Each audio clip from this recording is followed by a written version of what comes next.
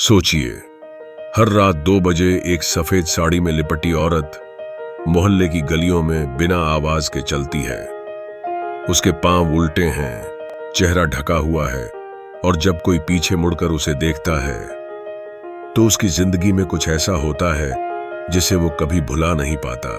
लोग कहते हैं वो कोई भटकती आत्मा है, कुछ कहते हैं वो अपनी मौत का बदला लेने आई है।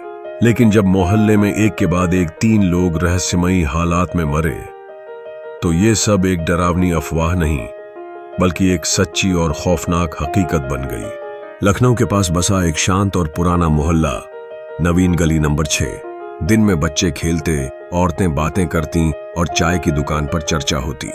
लेकिन रात का माहौल बिल्कुल अलग। हर रात 2 बजे मोहल्ले की बिजली एक पल को झपकती और फिर वो दिखती। एक औरत सफेद साड़ी में, बाल खुले, पांव उल्टे, हाथ में लाल चूड़ियां और माथे पर सिंदूर। शुरुआत में किसी ने मजाक समझा, लेकिन फिर चाय वाला रफीक अचानक लापता हो गया। उसकी दुकान खुली मिली, चाय उबल रही थी, पर वो खुद गायब। 2 दिन बाद उसकी लाश उसी गली में एक पेड़ से लटकी मिली। चेहरे पर डर की वो झलक थी जो किसी आम मौत की नहीं हो सकती। रफीक की मौत के बाद लोगों ने मोहल्ला छोड़ना शुरू कर दिया, पर सबसे चौंकाने वाली बात थी सीसीटीवी फुटेज। रात 2:03 AM कैमरे में दिखा सफेद साड़ी वाली एक औरत रफीक की दुकान के पास कुछ बुदबुदा रही थी और अगले ही फ्रेम में गायब। पुलिस ने इसे हत्याकांड मानते हुए जांच शुरू की, लेकिन बिना कोई सुराग। एक हफ्ते बाद मोहल्ले के बुजुर्ग हरिहर बाबू, जो अक्सर खिड़की से लोगों को देखा करते थे, वो भी रहस्यमयी मौत का शिकार बन गए। उनकी खिड़की टूटी हुई थी और चेहरा डर के मारे ऐसे टेढ़ा पड़ा था जैसे उन्होंने कुछ भयानक देखा हो। अब मोहल्ले में सिर्फ 10-12 परिवार रह गए थे। इसी माहौल में शहर से आई एक लड़की स्नेहा इस मोहल्ले में किराए पर रहने आई। उसे इन कहानियों पर यकीन नहीं था। भूत वूत कुछ नहीं होते, डर सिर्फ दिमाग में होता है। यही सोचकर उसने एक पुराना मकान किराए पर लिया। वो मकान जिसमें 3 साल पहले एक औरत की आत्महत्या हुई थी, जिसका नाम था रंजना, एक नवविवाहिता जिसे उसके ससुराल वालों ने दहेज के लिए प्रताड़ित किया और एक दिन उसने उसी मकान की छत से कूदकर जान दे दी। कहा जाता है मरते वक्त उसने लाल चूड़ियां पहनी थीं और सफेद साड़ी पहन रखी थी, क्योंकि वो अपने मायके से ससुराल आई थी और उस रात अपने पति से तलाक की बात करने वाली थी। स्नेहा ने पहली रात जैसे ही बत्ती बुझाई, उसे लगा जैसे कोई खिड़की के बाहर खड़ा है। धीरे से आवाज आई, मेरे साथ कोई नहीं था, कोई नहीं। स्नेहा ने झांक कर देखा, कोई नहीं था। उसने सोचा शायद कोई सपना था, लेकिन अगली सुबह उसकी खिड़की पर लाल चूड़ियों का एक टूटा सेट रखा था और उसके नीचे एक नोट, तुम्हारा भी वही अंजाम होगा।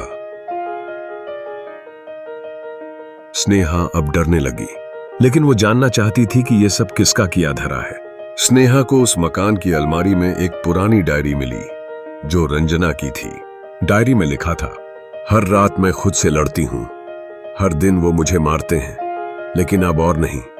अगर मुझे कुछ हुआ तो मैं लौटूंगी और सबको एक एक करके ले जाऊंगी। स्नेहा के हाथ कांप उठे। उसी रात फिर से वही हुआ। 2:03 AM बिजली झपकी और खिड़की के बाहर वो सफेद साड़ी वाली औरत खड़ी थी। इस बार स्नेहा ने सीसीटीवी कैमरा फिट किया था। उसने अगली सुबह फुटेज देखा और जो दिखा वो उसकी रूह तक कंपा गया। वो औरत रेंगती हुई आई थी, पांव उल्टे थे और जैसे ही कैमरे के सामने आई, चेहरा धीरे धीरे उसकी ओर घूमा और पूरा स्क्रीन ब्लैक। अब मोहल्ले में पुलिस और तांत्रिक दोनों ही आ गए। एक बाबा ने कहा, ये आत्मा तब तक चैन नहीं पाएगी जब तक इसका दोषी जीवित है। जांच में सामने आया कि रंजना के पति विक्रम अब उसी मोहल्ले में एक नया नाम लेकर रह रहा था, विनय मिश्रा। वो मोहल्ले में सब्जी वाला बनकर रहता था ताकि कोई पहचान न पाए। जब ये राज खुला और मोहल्ले वालों ने विनय को पकड़कर पुलिस के हवाले किया, उसी रात मोहल्ले की लाइट कभी झपकी नहीं, कोई सफेद साड़ी वाली परछाई नहीं दिखी। मोहल्ला फिर से सामान्य हो गया। बच्चे खेलने लगे, लोग लौट आए। स्नेहा अब उस घर की मालकिन बन चुकी थी। लेकिन एक रात वो छत पर खड़ी थी और नीचे से किसी औरत की धीमी आवाज आई, वो तो मिल गया, लेकिन बाकी सब कब सजा पाएंगे? स्नेहा ने नीचे झांका, कोई नहीं था। वो नीचे गई, लेकिन उसके दरवाजे पर लाल चूड़ियों का एक और सेट रखा था और एक पर्ची। मुझे अभी भी सुकून नहीं मिला। कभी कभी इंसाफ कानून से नहीं, मौत से मिलता है।